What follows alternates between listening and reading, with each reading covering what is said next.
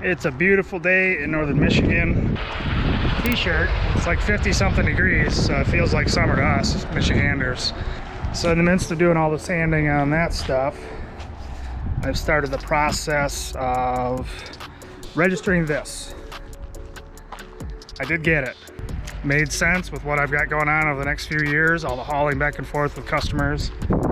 And instead of buying a 1-ton dually for 35-40 grand for something that's 5 years old that's going to be rusty in 2, got this for a lot less. 2007 International. It's a little guy, so it's not super valuable to somebody other than me, because I will be doing a flatbed on it, and the short wheelbase will allow me to get up and down Pikes Peak around the hairpins. The reason I'm doing a flatbed is because there are no trailers wide enough for the cars that I've been building. Everything seems to be, all the trailers are about 82 inches max between the wheel wells, and the average cars I've been building are over 90 inches wide. So that means taking the wing on and off, a pain in the butt. So this I can build to 106 inches, and at some point I can build some sort of enclosure to go over the flatbed. Step 1, I've begun the process of registering. I'm going to be registering it as an RV, which means you don't have to have a CDL to drive it. I have a CDL, I don't have air brakes, and I believe it's a complete retest for that, and I don't got time for that. So to do an RV in Michigan, you have to have cooking and living space, which we're going to be doing either a 3 or 4 foot sleeper right off the back, and then there'll be flatbed behind. So that's that. I'm going to start with a flatbed. Purchased all the, I'm going to use a hot plate for cooking. I mean, it'll be usable, but it's going to be cheap. So do a simple fold down bed, and that's it. They don't require bathrooms, so it's going to be a pretty simple process. So yep, later this week I'll be registering it. I'll go to Secretary of State with proof of receipts and get it registered. Then I can start driving it around and all of that without getting in trouble. Kind of do a walkthrough. Has air brakes. They're not super complicated, but yeah, those are the air tanks. This is my first foray into semis, but it's hilarious.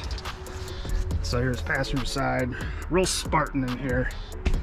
I'm going to be doing some sort of sound system. I guess I'm going to do amps, because who the heck uses a deck anymore? So we'll just plug a Bluetooth module in with RCA outs and do that. So yeah, big old air seat. That's hilarious. It's bouncy.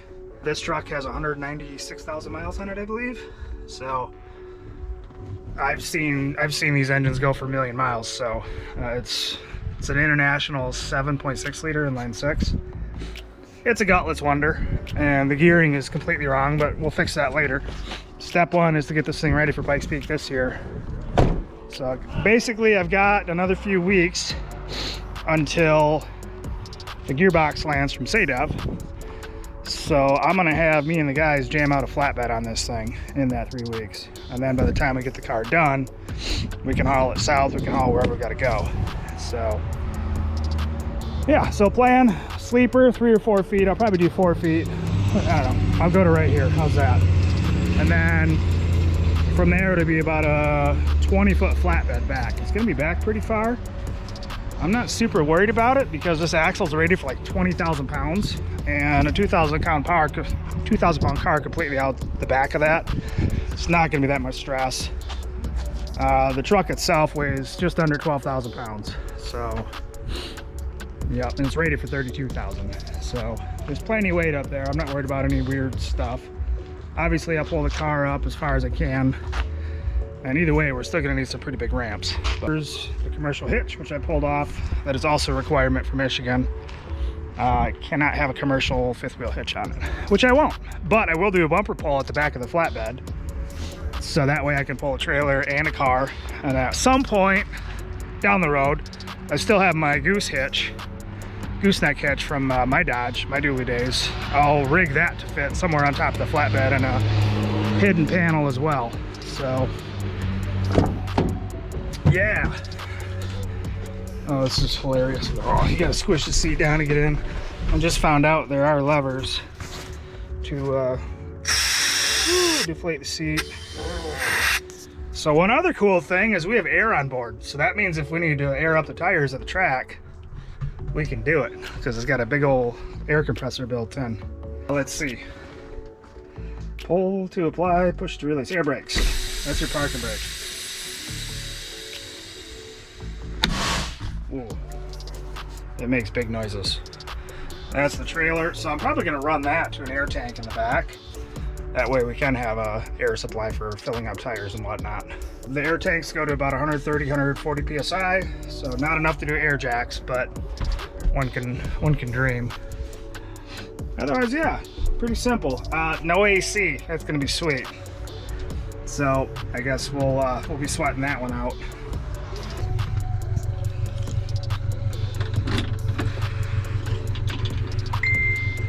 Let me wait for it to all warm up, but it's warm enough. So.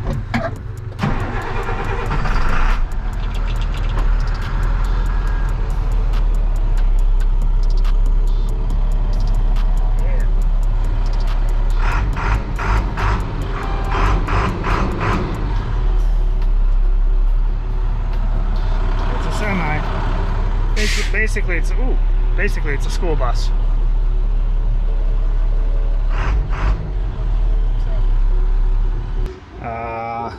What else? Yeah, it seems to be a pretty small fuel tank, about 50 gallons. And I think mileage wise, so this thing tops out at about 70, so I can't even do speed limits out west. But if I can re-gear the back, and I gotta think it's gonna be able to do every bit of 9 or 10 miles per gallon. So, because there's no weight. I mean, these things are designed to haul. It's a semi, so yeah, I'm pretty excited about it. It's going to be a fun journey. I'll document it all. Apparently, the RV conversions are becoming a pretty popular thing. So, a little bit of rust down here. It won't be too bad to clean up, but the rest of the truck, I mean, it's for being in Michigan for 10 years, or what, 14 years now. It's pretty clean. So, I'm not going to tell how much I paid for it, because it's ridiculous. It's cheaper than a trailer nowadays. I don't know, I'm excited about it. I guess I'll open up the hood while we're here. So everything works, nothing doesn't. It's gonna be let's just say I'm not even gonna insure it I'm gonna put PLPD on it. So I think I'm gonna do commercial policy for insurance. That way things are covered more easily, like, you know, say something happens and the car wrecks or something. At least the car will be covered. Oof. The only thing that's weird is these are so big. Yeah, this is one of the last years before emissions, so I don't have to deal with that. Thank God. So everything's pretty easy. Fuel filter, air intake right there, turbos down there. EGR cooler, which actually looks exactly like the same thing that was on my Cummins. Probably is. Big old rusty charge pipe, so I'll be replacing that at some point, just for something pretty. What other fun stuff? Yeah, I mean, it's in good shape up here. Little rivets. But yeah, so this will be the rig for the next several years. It's easy to drive, anybody can drive it, so if you can drive a stick, you can drive this. Just need some simple air brake instruction. Yeah, so hopefully get started on this later this week. We'll kind of chronicle the whole thing with that. So, back to sanding.